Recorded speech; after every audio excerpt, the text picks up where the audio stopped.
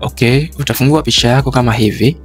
Document size ni 1920 kwa 1080. Utafungua document yako kama hivi. Utaweka picha yako kama hii. Picha link nimeweka kwenye description kama kawaida. Then utakuja hapo, utachukua hii type tool, utaandika herufi yako. Utaandika O kama hivi. Mwandiko ni huu Montserrat. Link pia nimeiweka kwenye description ili na wewe uweze kudownload huu mwandiko na uweze kutumia katika kazi zako. Utabonyeza Ctrl T ili uweze kuikuza hii herufi O.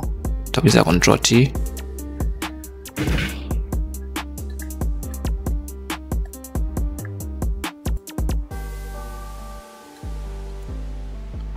Haya, utaikuza kama hivyo, utaiweka katikati. Ukishaikuza kama hivyo, utakuja tena hapa kwenye layers. Utagusa hii picha, utabonyeza Ctrl J ili uweze kuitoa copy. Kisha hii copy utaipandisha juu kabisa. Utaweka layer mask. Kisha utabonyeza Ctrl I ili uweze kuinvert hiyo layer mask.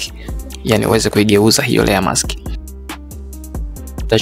Utachukua hii pen tool au utabonyeza shortcut kwenye keyboard. Zoom. Sasa hapa tutagusa hii text layer, tutaweka opacity 60 ili tuweze kuona haya majani ya huko nyuma. Kwa hiyo sasa hapa tutakachokifanya kwa haya majani ambayo yametokeza nje, kwa mfano kama hili hapa, kuna hili hapa, haya tutachora na pen tool.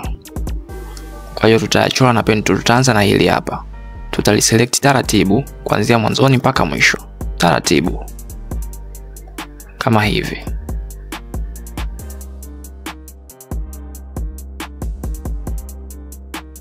Baada ya kuwa umeselect kama hivi, utabonyeza hapa selection.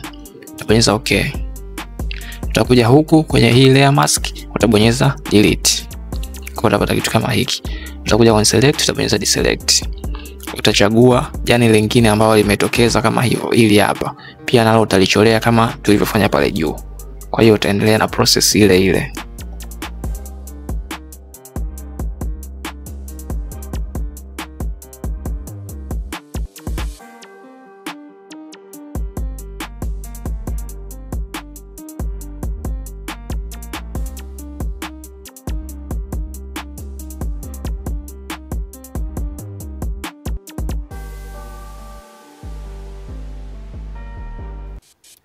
Kwa hiyo baada ya kumaliza kama hivi, ukisha yatengeneza majani yako vizuri kama hivi, ukipata kitu kama hiki, sasa hapa hatua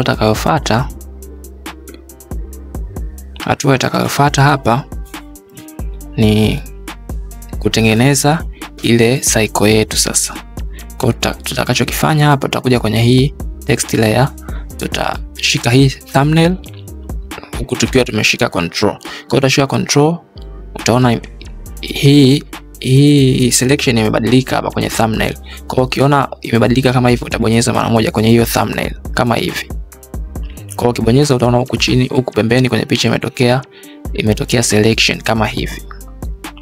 Kwa hiyo ukishatokea selection kama hivi, utakuja sasa kwenye hii picha, utaweka layer mask hivi.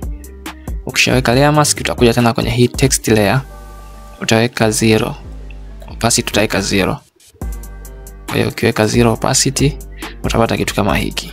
Kwa utakuja kwenye hii original picture, utaibonyeza hii, utakuja kwenye hapa palipoandikwa FX, utabonyeza hapa layer styles. Kwa hiyo tuta add layer styles. Kwa hiyo hapa tutaweka inner shadow. Kwa utabonyeza hapa kwenye inner shadow.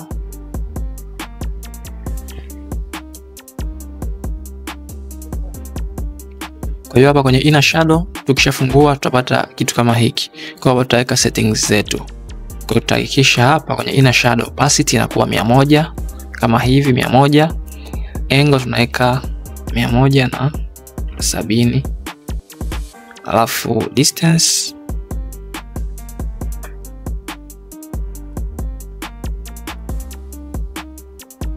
kwa tutaweka kitu kama hiko. Distance tutaweka 8, size tutaweka 12 kama hivi. Baada ya hapo utabonyeza okay. Kwa hiyo utakuwa na kitu kama hiki. Utakuja sasa kwenye hii layer ya juu. picha ambayo ni copy, tutaigusa hapa, tutakuja pia tutaiwekea FX au layer styles, hii tutaiwekea drop shadow. Kwa utabonyeza hapo drop shadow. Sogeza huku tuone. Kwa hiyo drop shadow yetu hapa tutabadilisha effect, tutaweka hapa 100. Hapa tutabadilisha, tutaweka 10. Hapa distance tutaweka, size tutaweka 11. Pengine pabaki hivyo hivyo, tutabonyeza okay. Kwa hiyo utakuwa umepata kitu kama hiki. Usisahau kusubscribe kwenye channel hii ili uendelee kujifunza zaidi.